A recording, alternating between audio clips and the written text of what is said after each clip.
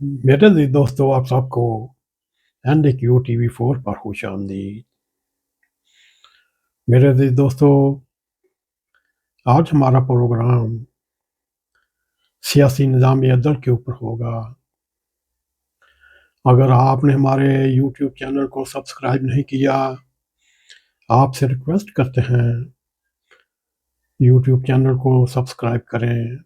अगर भी पसंद आए इसको लाइक भी करें, इसको शेयर भी करें। मेरे अज़ीज़ दोस्तों, हम ज़्यादा दूर नहीं जाते, हम 2014 से बात शुरू करते हैं, जब एस्टैब्लिशमेंट ने प्रोजेक्ट इमरान खां शुरू किया। जब इस्लामाबाद डी चौक पे धरने का इंतज़ाम किया गया, तो उसमें उस वक़्त की सुप्रीम कोर्ट, उस वक़्त का चीफ जस्टिस एस्टैब्लिशमेंट के साथ पूरा शामिल था। मेरे अज़ीज़ दोस्तों, उस धरने से लेकर आज तक 10 साल हो चुके। इन 10 सालों में जो भी अदलिया में जस्टिस आया, चीफ जस्टिस आया, उनकी मईयत में या सरबराही में सुप्रीम कोर्ट पाकिस्तान ने इतने सियासी केस सुने, इतने सियासी मुकदमात की रुदार सुनी, यहाँ तक कि उनमें तमाम जस्टिस साहिबान बिमा चीफ जस्टिस इस सियासी नज़रियात के और सियासी असरात के शिकार हो गए।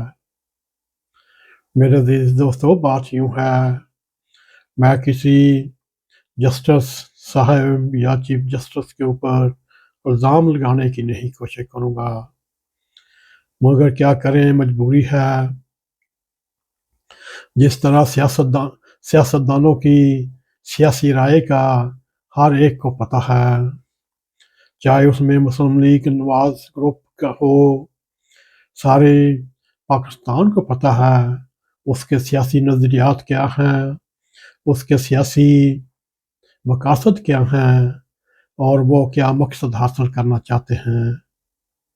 इसी तरह पाकिस्तान पीपल्स पार्टी का किरदार आपके सामने है, उनके मकासद भी आपके सामने हैं। इसी तरह मिस्टर क्लीन इमरान खां के भी नज़रियात आपके सामने हैं। मेरे अज़ीज़ दोस्तों, उसके असरात भी सामने हैं। जब प्रोजेक्ट इमरान खां कामयाबी से हमकिनार हुआ, उसको फिर एक अदलिया की एक शील्ड मिल चुकी। उसकी आड़ में जो कुछ मर्जी करता रहे, उसकी पर्दादारी रखते हुए उसकी हर वक्त पर बैत में खड़े रहे। मेरे अज़ीज़ दोस्तों, इसमें असल वाक़या ये है, चीफ जस्टिस अरशाद मोहम्मद से लेकर चीफ जस्टिस डोगर से फिर आगे कितने ही चीफ जस्टिस से गुजर कर आप साकिब निसार तक आए। साकिब निसार तो वो चीफ जस्टिस था जिसने सुप्रीम कोर्ट को सियासत में गोडे डुबो दिया। मेरे अज़ीज़ दोस्तों, उस वक़्त एस्टैब्लिशमेंट और अदलिया का तोती बोल रहा था। जैसे एस्टैब्लिशमेंट चाहती वैसे ही साकिब निसार करता। वो आज भी साकिब निसार इन बातों की तरदीद करता है, मगर हक़ाइक़ से मुँह नहीं मोड़ा जा सकता। मेरे अज़ीज़ दोस्तों, इस वक़्त ये हाल है, आम लोग भी बल्कि 25 करोड़ अवाम भी अब ये बहस करते नज़र आते हैं, कौन सा जज किस तरफ झुकाव रखता है। मेरे अज़ीज़ दोस्तों, ये कोई राज की बात नहीं, निज़ाम-ए-अदल के लिए एक ख़तरनाक तासर है। یہ اس کی بدنامی ہے، یہ اس کا تاثر ہے۔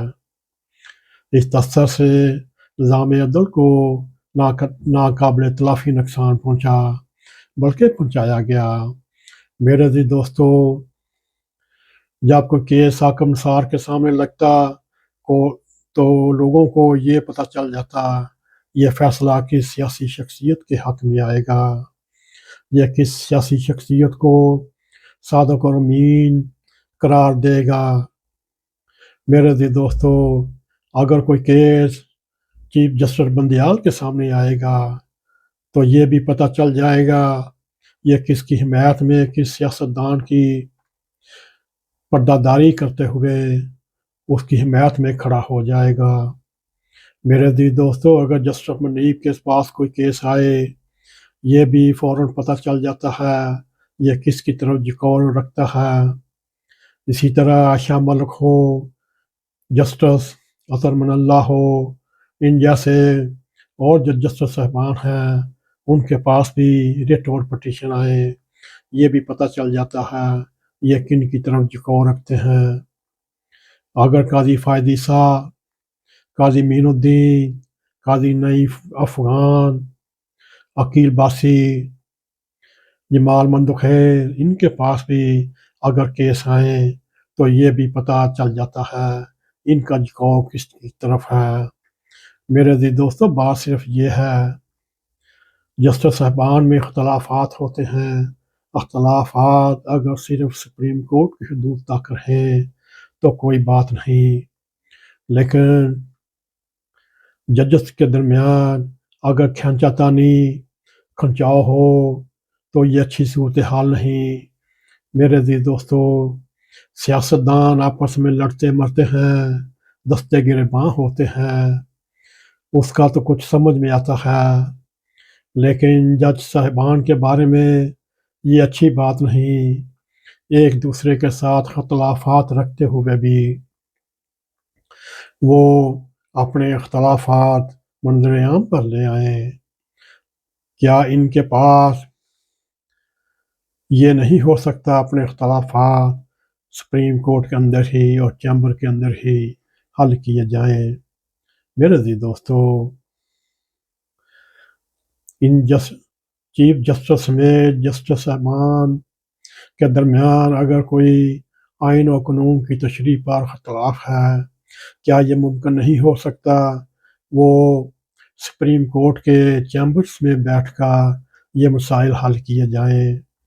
میرے عزیز دوستو، اب تو یہ بات حد سے بڑھ چکی ہے، اب تو جسٹس صاحبان بھی یہ اعلان کر چکے ہیں میں اس کمیٹی میں نہیں بیٹھوں گا، یہ 8 اور 8 رکنی بینچ کا جو فیصلہ ہے اس کے 2-3 مخالف جج وہ کہتے ہیں ہم اس فیصلے کو نہیں مانتے، اور جن جسٹس صاحبان نے اختلافی نوٹ لکھا تو چیف جسٹس سمیت باقی جسٹس صاحبان نے ان کی لعن و طعن کی، انہوں نے 8 رکنی جسٹس صاحبان کے فیصلے کی مخالفت کیوں کی؟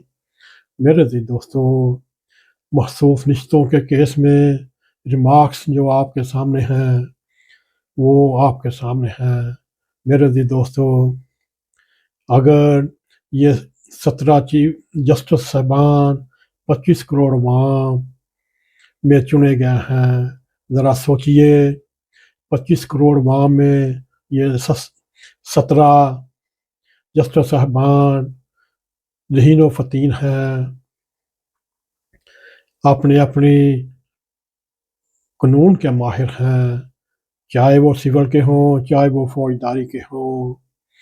اب ہمارے جیسے ان کے اوپر تبصرہ کریں ہمارے لیے شرم کی بات ہے۔ کیا ان کو آپ اپنی سوچ نہیں، ان کو اپنی عزت خود بنانی چاہیے؟ 25 کروڑ عوام دیکھ رہا ہے، پاکستان کے ذہین و فطین ایلیٹ کلاس قاضی صاحبان، جسٹس صاحبان کیا کر رہے ہیں اور آپس میں دست و گریباں ہیں۔ خدا ذرا سوچئے، ہم جیسے نکمے لوگ بھی آپ کے اوپر پروگرام کر رہے ہیں، ذرا خدا سوچئے، خدا سوچئے، اگر آپ کو ہمارا یہ پروگرام पसंद आए इसको लाइक भी करें, इसको शेयर भी करें, कमेंट सेक्शन में जाकर अपना ज़ार ख्याल करते हुए NAQTV4 को सब्सक्राइब करें और जाते जाते बेल आइकॉन को क्लिक करें ताकि हमारी वीडियो आप तक पहुंची रहें। इसी के साथ हमें इजाज़त दें। अस्सलाम वालेकुम व रहमतुल्लाहि व बरकातुहू।